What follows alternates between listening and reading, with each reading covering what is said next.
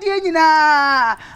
nyina na meka madie nyina ne de hu nipa kro wo hwe ho na meka na asemi papa wo ye controversial papa kire se nkola kro hu na no mo pe baabi de omuti a hye papa kire se wan hwe ne ye na se wo so ne ho da ye na se koba mu di ane wo so be ye hye wo hwe ho na meka na asemi wo boy Siki boy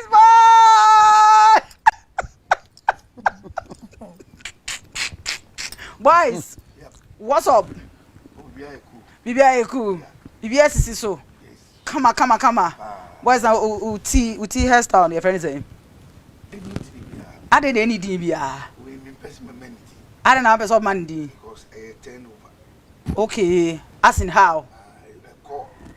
I shall cry be actually. Now what's answer him? Now for okay, naturally say a week in uti Mrs. San uti colors and how many times? What's the sound adding? Okay. 80 episode who's our son how many times a week? No, 2 weeks. 2 weeks be what's the son Boaku? Because Mrs. San with free for. And on unyankuma dia na say no dia no. Because papa penny mu anko wadu say dia senka. Sa ne ma say dia nka emfata wo. Oh, dia wo wa ye da no. Unsuru di nyina obeye. Oh, okay. Eti wo dia wo ye no. Unyi unsuro sa wo beye. Se ma ye gerida. Okay. Na masrada. Ah. Ye kokko. Se e ba no musa ye kokko. Ma ye bida. Oboy Siki. Ma ye bi yes nye bua no dey. O pesa wo kire sa wasrada. E na wo san ba back to tuntum. Ade na wo sika asa na wonku asa. No, ade a enipa bia na se o ma ye hunu. Ina e kodo na odile ni. Okay. It's now the odi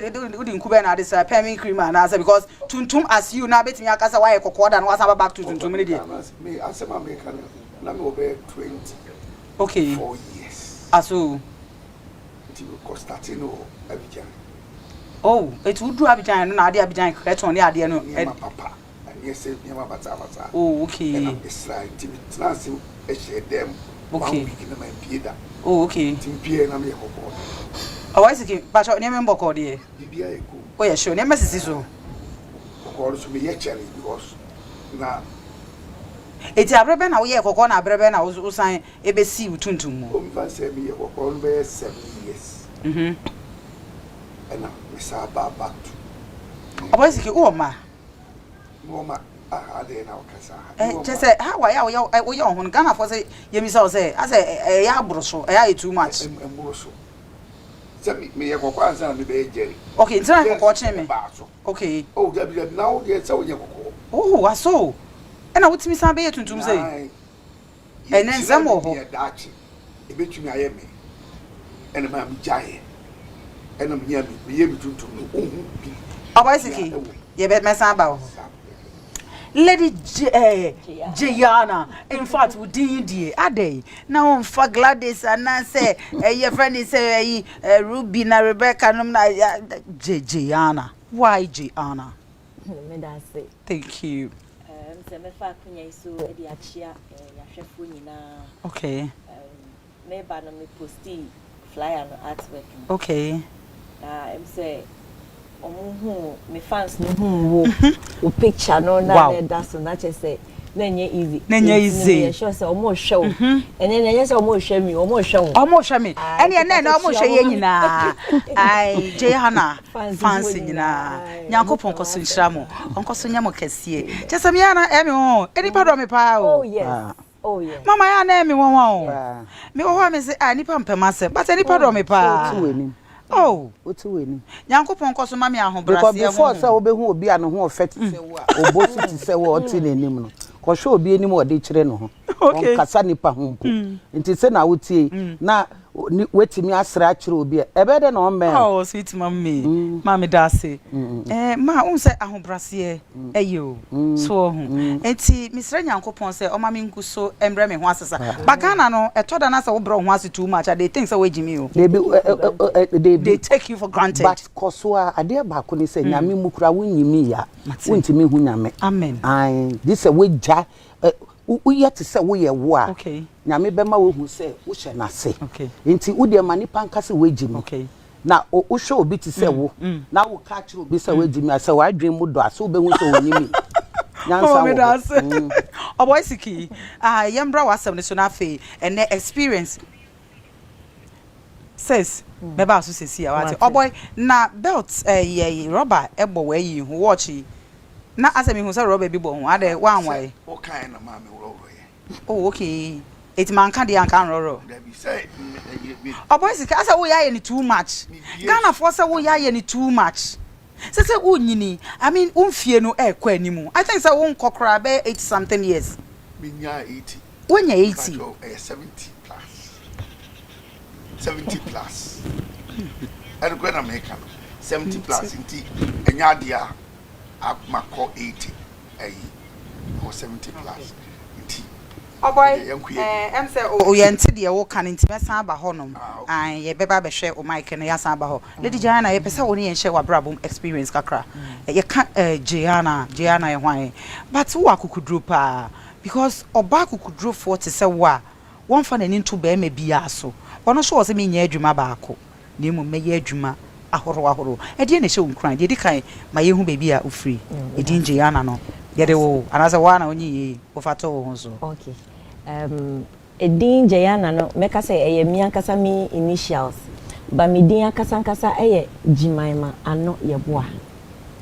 you see I said it Jimaima ano yeboa mi ame papa ano yeboa din kra na fa akoto atwena akofa Gianna okay Gianna no eye stage name oh okay but mi din ankasa ye Jimaima ano yeboa okay me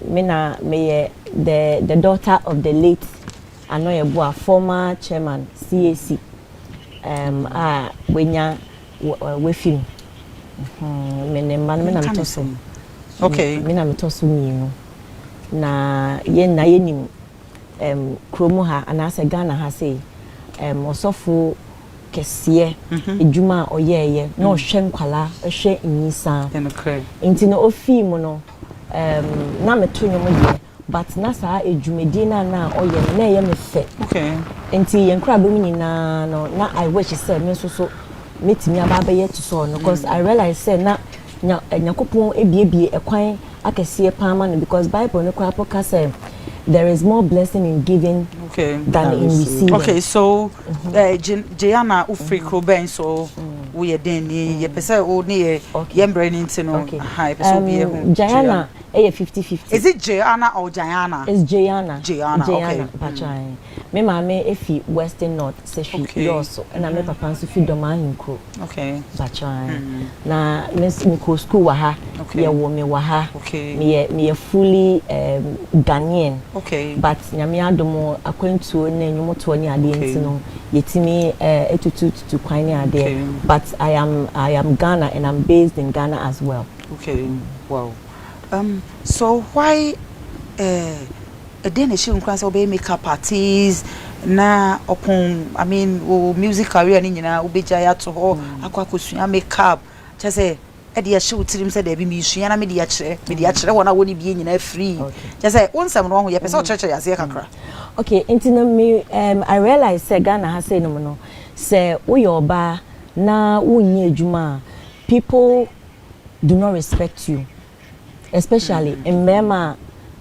Ghana, and I say, wherever that you go, no, we are bar. One say, to the beer, you say, we are or bar, so we now ye juma, sa quantity mentality, no, and say, oh, yes, you ukunu crap, so do bet me fear near them. And then I realize, say, most of times, no, say, even crapo in marriage, mono, say, be mani fimoa,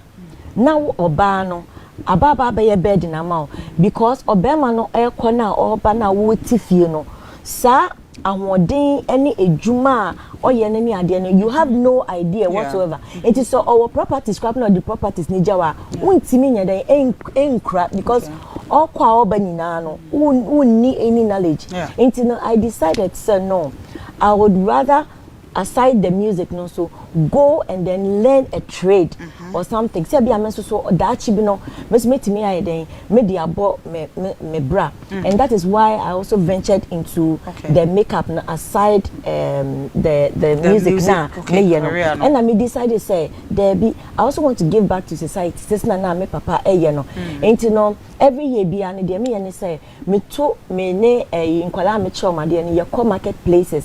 na yakọ recruit kaya you for any omo ebia because of sikaseminti no omo ntimi anko school no na mako na many parents na kwa kasa na dey tell say experience ni edu maybe na me come market hono na me no omo kasa oh e bo etimi kasa na wo oba wo dey na obetimi aye I said dey wa ba be asa obetite hu eguye hu you know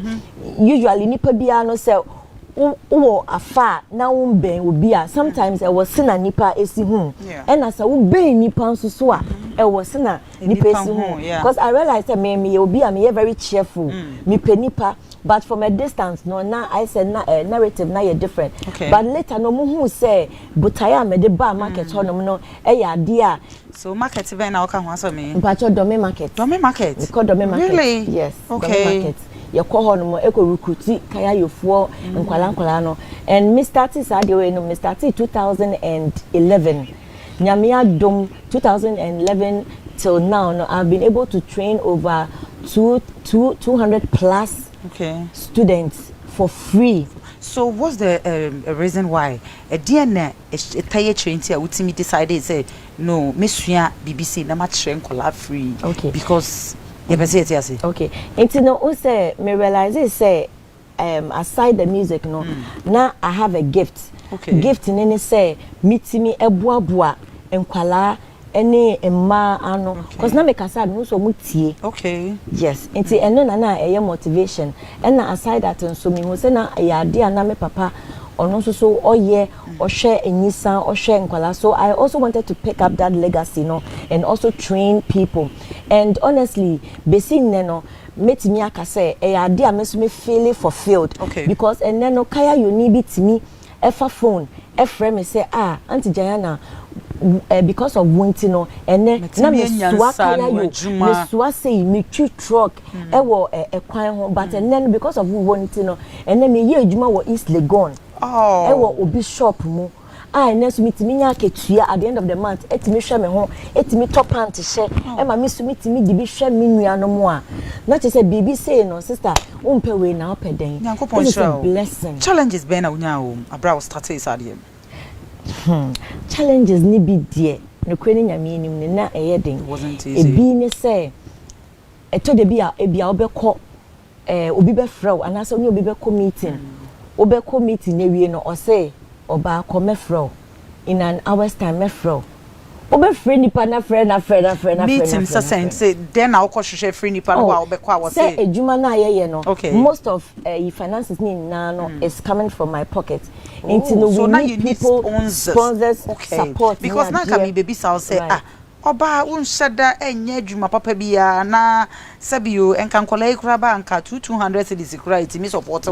na meka say woni be ma bia nso at that time no all support so mu na ade esi wani so obey ni free no asem no say we say NGO so set up NGO a lot of people love to support people like that internet is something that I do nkofo support e bi onuma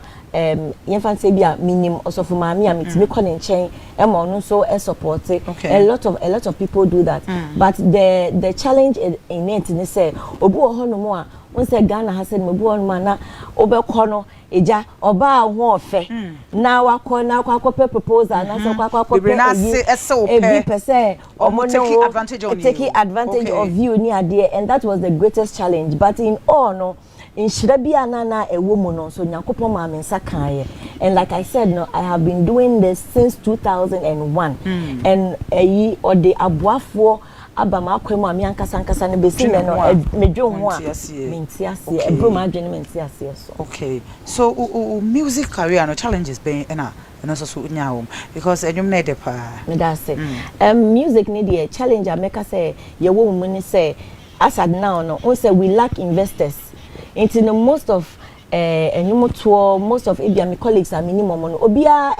efi ni bottom because we yenya ebia emphasize investor and I say be a record label be a omo ho no ultimo say oh ebia ni pay or so wasene or yes say omo arrange promotional eyima and I say interviews na dey it most of the times ye nyina na yes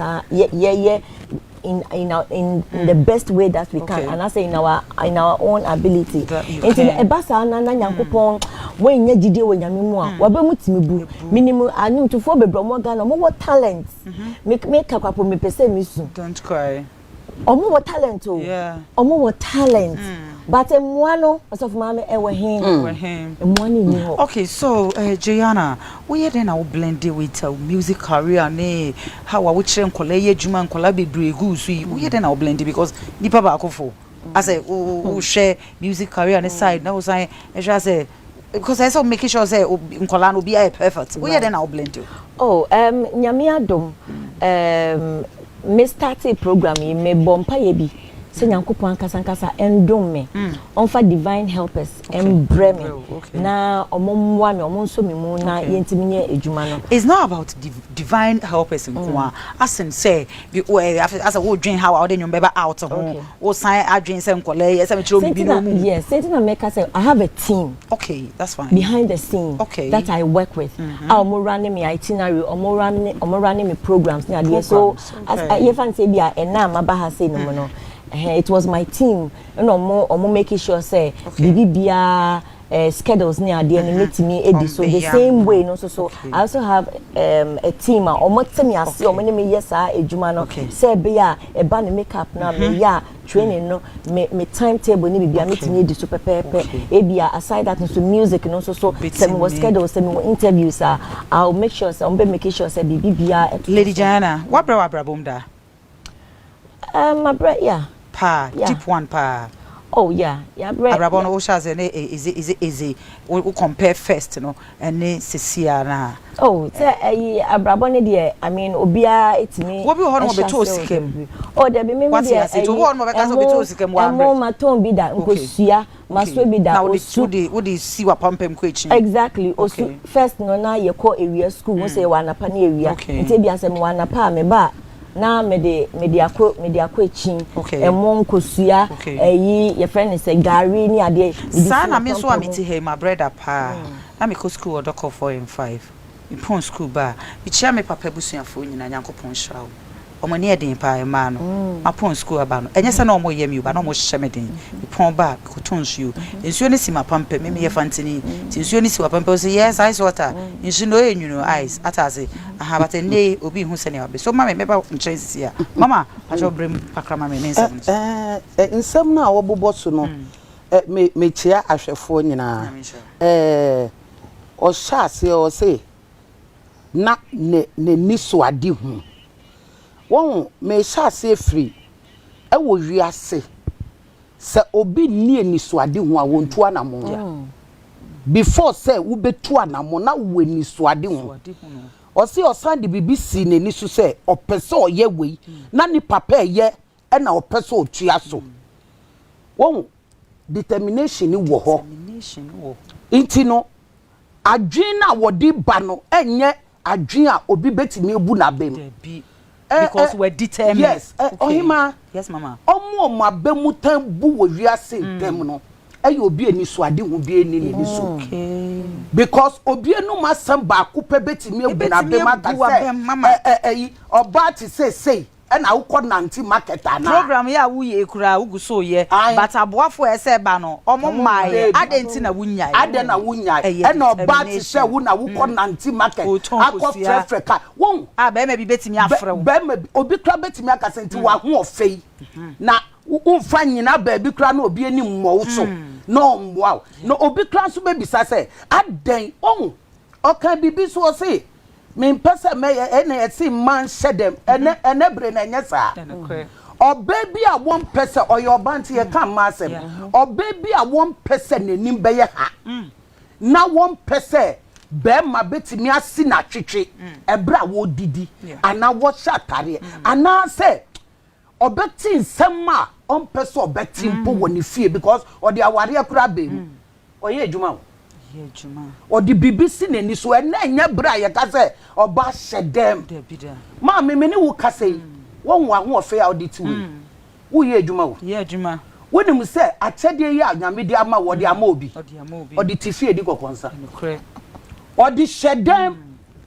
na wuti he dia wo ye me free Germany ba na nya easy kra mama nyakopon sha wat mama ye bo si edu sira ni san mama so e me mama onu na mama start ejume yi my sweet mommy mama ye bo si oh no di me call TV so e wo UTV na woni bibi o wuti ho ya wo ye ejume yi o start say wo kasa say na wo ye intro ni ade me ti o na me bo obi wo ho dia wuti ho ye o ntimi nye but ho san ye na hyi ya o ye no o je ye dia ye kai kura na nka obesua bi wo mu say oba ho feti sese wan sedem ko so obi anim odi shede mama onim say program me share program ya say me mama ya wo fi mama Doris mama nyame share pa me start program we na mi sika nyina eye em say 5 cedis be free Germany buy no me kokko me determination no me ko twa promo no buy me buy uba me de call ye kra me de call buy me mama ene tuaye just imagine say 12 me pacho 12 Ghana cedis me mama ne tuaye but abrabo no eye determination because that time no na makwakọ for how ni amane mu Germany aba but me buy me se ma ba mu e san say de me makomo no obi so aye den akom bi won wo say na me ka say so we need determination you will not even try say who start it yankopon sha wo betie nkrofo na de baako a wo abrabo mu ne say obi a wo peso du baabi no o de BBC nani so o de BBC nani so nti ena yenka ena me yoba ena de mesi obi wo talent pa obi wo nimdie pa obi wo nyansa pa wo skills pa so shedem mama nyame nhira mpa cho me san ba ho sesi Oboy Siki eni ememu ye kama me bisa o se eni ememu ye kama em se ne ye sound no high me hu ne se eni ememu nye kama awade ho o papa pani mo te se wo de eni ememu ye kama aden every 2 weeks bia se ne ya usi kan wo besesa wuti kala ba na nka otifie na nka nkola efro grandpa obi ehia efutuo ne mwa na nka ye ba wonche na nam TV so ye ho se Oboy Siki me age no unjin di se age group a o mo te se wo ugu o mani mase me ye dey ugu o mani mase asem gaje na wo kayo yes because as your age you are now no esenka we futuo ni ade anka nkofo but dia wa yo hwe obi e ba wonchen a wo be sure be fere say ba no nti yeah me so me kana sa pa me fa ne say ma brabo anyi nti sesi am to e memobo okay nti me mobra me ye ne say me ni obi a metena fia obehwe me nti sesi no mia na ese me koba nti mayem ho abosoma ketre nti me dada me ho okay me dru ba bia nti wo susu se sa dan na wo dan eno na ebo wa brabom sisi ya na as your age you know eno na discover no Oboy I think say you are I say who get it out of hands you too much because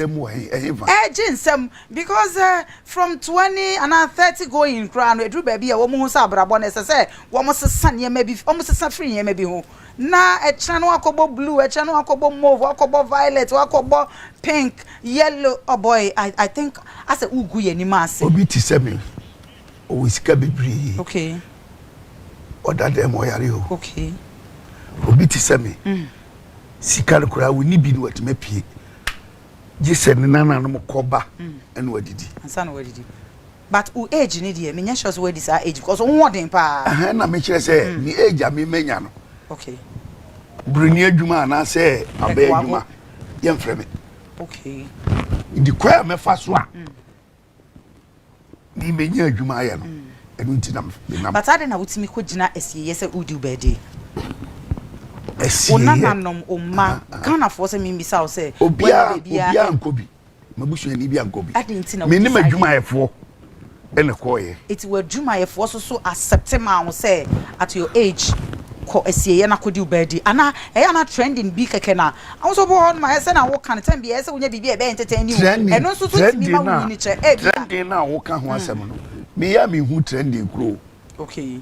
it's one na wo ye ne sa keke me shedem near di dem katam so okay near di makro fun wuram mamia Okay, so we pay. A trabontia. Okay. A trendy. A trending. The Okay. dear Buna Mepe.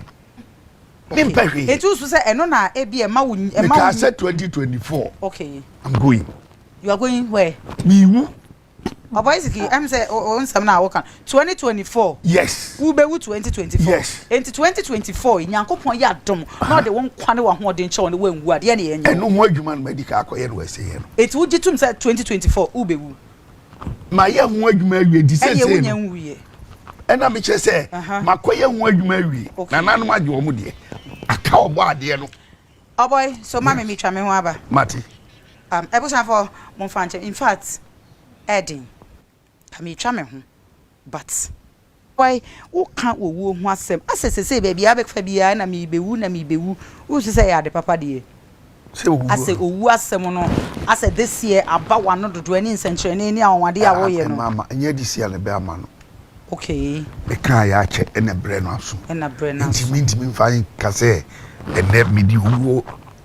bo me ho safuhina na sesi ena de me koye wo ase ye no me wi ni se oba de be famia obefami on fami so a eno ti na make sure say nya twen a wo twen so obo ade ne mefa wo na nya de wo ka na obo ade ne wo ti wo no de wo pe na wo ye eti se wo koye nsenkyere ni nyankoma de wo esie ye se wo twen so obeba befa wo ne de em se maso se mi so min course of bi o so fani santo bi so okay se bia me be wu wenyi wo no mfiri ho but boy na open kola sa nkora de asa open kola small girls ndodo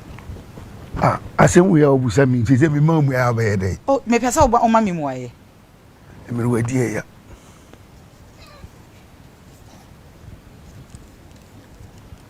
papa nya agro na me kan ebra na mi so na me ya branche na kasa me sra eni ade at the age of 24 20 11 na me empeyifo asama o kan ye de em se ade na betena efiditi tanzo ebeka se bi empenifo enna eya enye enti sasa ni awoti wo ya wankasa wonnimu se wonya bofra sa na abenyi na se wanyi ya wuko 8 years no wo bi so betimi aka kire wo se enkokorafo enna eya papa okay enkokorafo so de ya papa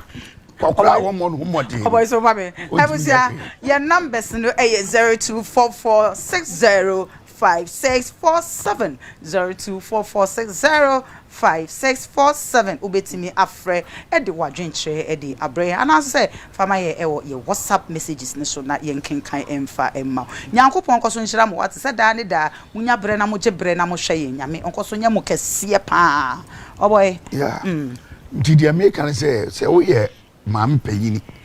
now ni ukunu ho ma no konkra side ni kwa so ma bufu okay why there because yemienu nyina ye wo problem one one no problem wow we mam payini okay wo problem okay wow we papa payini wo problem okay nti ese ma me pani be fa wo fa se be ma no kutwa no ho a ni kwa so man ha no oh okay because eya na edin se o fa we apayini edin Jimmy medium for the past more than 30 years been fair big obi a wenyini no bro because who age we dey enka mama ana mama me bo age enka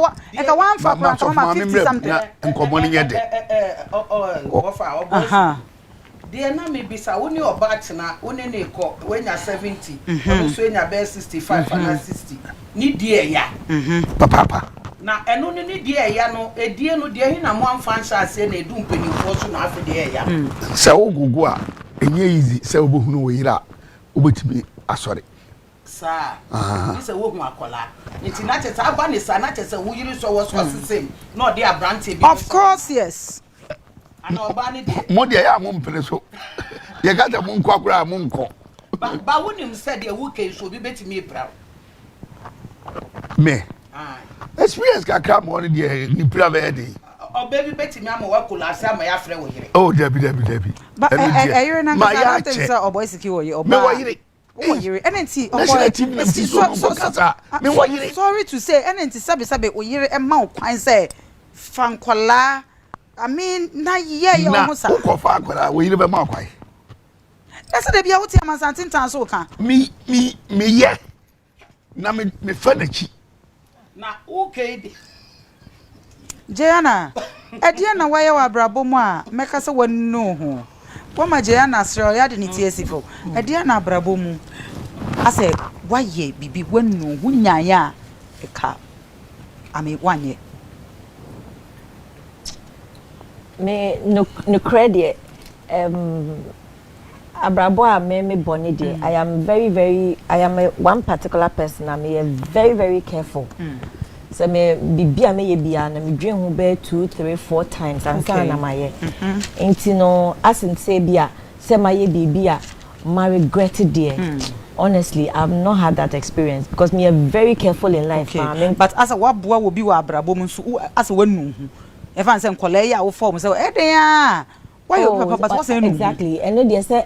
ebia eba no say nipa bia ebia waye ne papa da na mu ebia na ode your friend say insert say ebia obe show gratitude no na ode I say on show appreciation oh Debbie Gianna ultimately can't try and say we'll start here because we'll start here and we hear for a lot of people will come in your way relationship yeah. Broken heart hello Gianna so mommy yeah hello good evening my sweetheart hello good evening my sweetheart good evening odo you me pacho odi ni baby are free okay when ti me enyina so okay Gianna enko ye brain no yeah na make say eba no say waye obi papa da na nipa no we expect say nipa ne be show appreciation no ene de ade a me feel say normal okay normal in life because abrabo no enye de bia na bia obenya ne de okay nti na eba ne sa na me mom ne instead say bia me hu ne say ade a ya no I take it so mama yeah hello hi odini baby are free me pacho hello me pacho odini baby are free me pacho jina twen ho TV ne ho kakra okay hello good evening hello good evening me pacho wadaro mamofra free kwatibu okay me pacho udin me pacho me free kwatibu yo pap mami enko hello me pacho twen ho TV ne ho kakra why na woni yankasa ye wo so okay when to me enyina so abusu number is 0244605647 0244605647 okay mama efutu kakra be na obitimi dem ama ya no youth na ya ba ase ye pentem wa abrabo mu no e efutu kakra na obitimi e ama wo your ba this time any season na ye wo mu no any day wi ase dane ko no ye emfa wa abrabo ntwen wo bia okay fa bibisi weni so okay se na be ya weni be yedu e wo mfie e na de ya pa ni se e mata de nema bi e na me de e na mu kitchen hwe o ma me de wo be ko school waboa abrabo yi mu ye timi ahwo ama wenyi awade na wo ko ya wakɔhye dem baabi a wuti no tese wo mpesa mfaso bia be ba wo so wabrabo no ye de bobra enye wo ye oba fa bibisi weni so na shobe yo tina hwe enye ne din se obekọ market akọ gada nkrofo because of the dating and so me dofo men hwe se na wote ahofe enyi chop money ahofe ntoka ahofe impo enempo se wo de wo si bema eno na make se wo de weni nyina mama pacho so mama me pacho me ba kola hello yeah, and Kofosu Gusupa, another of your friend me. Cause your pon show yak just a miss course a buffon is on more than 200. Good evening. Good evening, my sweetheart. Me pacho enko, udini baby are free. Pacho me kasa 6 months. Okay, me pacho enko. Me pacho fem media. Me pacho enko. Ko me de yamisha o. On shra monso. Me pacho me kasa 6 months. Yo. Yenye o se kromu fo ye na yenye o se kromu fo ye na yenye usun adwuma wo hia moa wa ho me fiz baba me hia moa yo e pa cho ye wi a na wa frɛ yen why ye da se o frɛ yen okay yeah hello okay So mama fa bebe se wani so me fa wa bra bo ntwen obi a ene wo ye oba me fa wa bra bo ntwen be ma se na be ya ye ntieti awoso da me ka e ma ye njai omo e ye ma be ma yi chopon wo su betimi ato prepare wo su betimi aye bibi se na be ya efie no kura ni je betine mo oba wo nye bibi e na be ene kura me ma be ma bi ohun na opewa se on be sorry awuko o se adwuma be na wo ye because onim sa bra bo no be ja e ka ni de ho a na bra bom pleja e na obe bi a wo nye adwuma wo bo ra be botosin the reason we tosin is say enyi be free ni ho wan kasa wo ga e be free ni ho wo stand collab ka ho anti sa be ma no oto asase e si de enye ye especially Ghana ha ye aye wo enye ye iti be ma pope oba otimidi ni nsa ye bibi at least import so timi yi chop money kitu atowa obeba no se oye keke na asakura wo mfa ntwen itu oba me dofo me hwe to ne ye mu bi ye tete bi susu ye de ye adwuma me hwe to no na hwe wa ho ofe na fa weni ntutu se na wotie no be me bi be fa no mbo wo ka ade ba ko ewom ni se wo so pese wo timi de wo nsasi wo buka se me abana me na maye we ana me na me ye we oba o ye adwuma be ma mbo ni su dwe o oba wo ye adwuma be ma mbo ni su dwe mama nyame nshira pa me pa cho me ba Jayana be ma de o final words atujua abusia mama mi nchia mi ankasa me ma de nyina me sweet mommy fabric center oh mama yakopon shaw eni ade wan ne ade fa last Mother's Day no oye e de ma ye yakopon koso nya okese pa me dofo se ba fabric mu fabric pa dia eni udru akra rolling circle hono mo abi so obi a se ope fabric center hey dudu obi a upetu bia eye etufo bo bomodin a na kokohwe mama ai na dudu obi a yemfa emma me pa cho final way seconds pe ye bre no anya ye bre nti me so me final words am de be ma yahwefo o mo hwe ye ne say in everything wo ye wa brabo ma ka bibi say determination be determined and then be ma why focused say be ansema nipa beka ni ade na en shift wa adwene en fiso and our Bible nso ka say in his time he makes all things beautiful one ka say in our time or say in his time he makes all things beautiful and say and pebebe sometimes it me twa wonyankopon nim na ya bomebu ni abre but yetimi ti ase say wonyankopon mrepem no obeya de nyina afefefe a ebema o bobra na o rush o very relax say your time in India can be on some bebre say nice beautiful lady like you na say wa me masemu ni wani so but udi esi wani so say me nya adwuma ba ko upon the music career ni nyina no me san ya che say metete nkola na da che omo so am ya be ye and you know nyame sha opa baby sro ewia ade ba ko e wo nyame hu wo ka nyame asem wo ka Deuteronomy 28 verse 12 o si na me hira wo nsa no adwuma na wo be nam so e de ayakasi bebre inti de hina wo ye na de na nyame hira mama mpacho fa wo number to jo boy mpacho me ba mama mpacho fa wo number obi e hwehwe wa obetimi enya wo so no fa number ne to jo okay mpacho me number is 0244 38823 0244 mama mpacho to bona bo mama 0244 3 baako ena 88823 okay 0244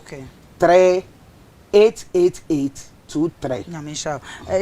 Jayana mpacho fa wo telephone number eto JB a no obi hwa ono so hia moa wo percent no adwuma fatujwa mpacho number ne 0541159191 to boase 0541159191 Yankopon koso nshira opa what Oboy Siki so ensama ya kan nyina na ye brand ntino I think say ye do be sia nkesa nke ye de wo pa because eniema oguso ye no in fact me ankasa metie I don't think fa o final words to ashefo a omohwe afefo a omo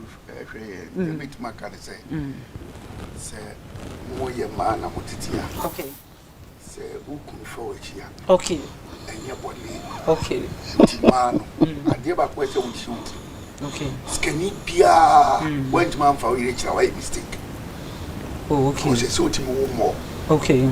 that's how can one more de ene nka sebe wo sisikani nka sebe ye mema na wo mu ni bi no na wo na nka ese nka wo mo but wo sisikani bia ese wo pese o kire se be ma bia na ntimi hwe wo ba ntimi hwe akwara enkofa akwara kura be bia me pa cho fa wo telephone number etu dwama yen se ne be ya se afutu a wutu se no kra se obi pe wo afutu ni dia won fro se bi obi pe se wo do ye program ana se tumi bi so a okay me die okay makandi atu ya se okay nya hankwa na makandi yo fa wo number no o camera she mo na fa wo number no Oboy Siki TV okay ukowa ohu bibia ena asembia TV okay bibia fachi ho okay number na nkasa de emfa ma okay oh teno ani so mo follow okay Oboy Siki TV obo follow me ena asembia TV okay o YouTube Oboy yeda se se to nsafra obai why nyame shira wo nyame onsa chira wa adwene ma okay na ke fashi it otimi ma watare na wanya ho etimi ni a yeda se Jana you yeda se Jana nyame shira se to nsafra obai sweet mommy yeda se nyame shira se wo invite yedi esi